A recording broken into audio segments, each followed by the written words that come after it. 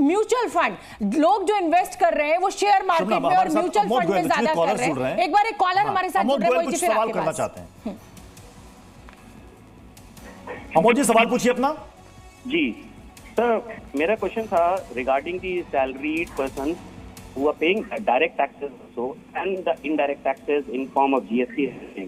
So I just want to ask this, that in paying indirect taxes, isn't the government charging the double taxes from us without even paying any kind of benefits to us in form of government schemes like hospitals and schools?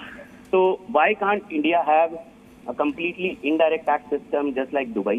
अब ये तो देखिए सरकार बता सकती है, ये आपने बड़ा टेढ़ा सवाल पूछ लिया है और ये पॉलिसी से कौन जवाब देना चाहेगा? मोहित जी इसका जवाब देना चाहते हैं। जी, तो थोड़ा इस चीज को समझने की भी जरूरत है। हर बार ये बात आती है कि इनकम टैक्स भी लगता है, जीएसटी भी लगता है। होता ये है कि ये थोड़ी सी गलतफहमी है कि नहीं, इनका कहना था डबल टैक्स की मार। हाँ नहीं, डबल टैक्स की मारी मुझे लगता है थोड़ी सी गलतफहमी है, क्योंकि किसी की आय किसी का खर्चा होती है, तो वो बात थोड़ा समझना जरूरी है। सरकार को भी इस पर कम्युनिकेट अच्छे से करना चाहिए कि ये स्थिति है। हालांकि उसमें जरूर ये बात है, ये पहलू भी है कि जीएसटी की रेट कितनी होनी चाहिए, इस पर सवाल है।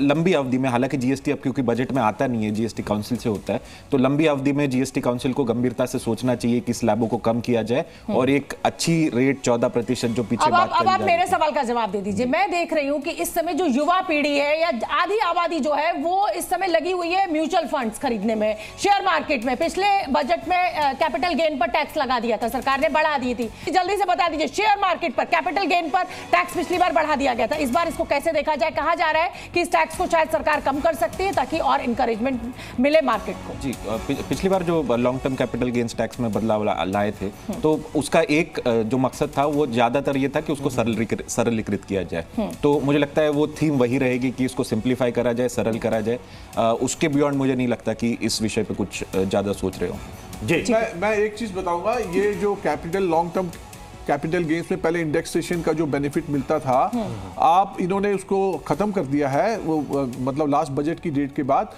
वो मैं समझता हूँ वो थोड़ा सा फेयर नहीं है। और नंबर 2, जो ये इस पे जो लॉन्ग टर्म कैपिटल गेन है, इसको भले ही इसका होल्डिंग पीरियड 1 साल से 3 साल कर दें, पर इसको टैक्स फ्री रखना चाहिए। मैं ये मानता हूं। और इससे इंकरेजमेंट आप देख ही रहे कि पिछले कुछ समय से शेयर मार्केट बड़ी बुरी तरह से गिर रहा है और आज के बजट से बहुत उम्मीदें ये बाजार लगाकर बैठा हुआ है। और अगर ये मान लो 3 साल वाला सिस्टम अगर आज हो जाता है और ये फ्री कर देते हैं लॉन्ग टर्म कैपिटल गेन्स, मैं आपको दावे के साथ कहता हूं कि कम से कम 800,000 पॉइंट निफ्टी में आज ये बाजार की शेयर मार्केट की चाल ये बता रही है। हमारे साथ मुकेश जैन भी जुड़े हुए हैं। मुकेश जैन जी, आज सुबह से मोबाइल पर आप देख रहे थे कि क्या इस वक्त ट्रेंड हो सकता है, क्या ट्रेंड हो रहा है, ये जो अभी इस वक्त ट्रेंडिंग है, क्या कह रहा है शेयर बाजार?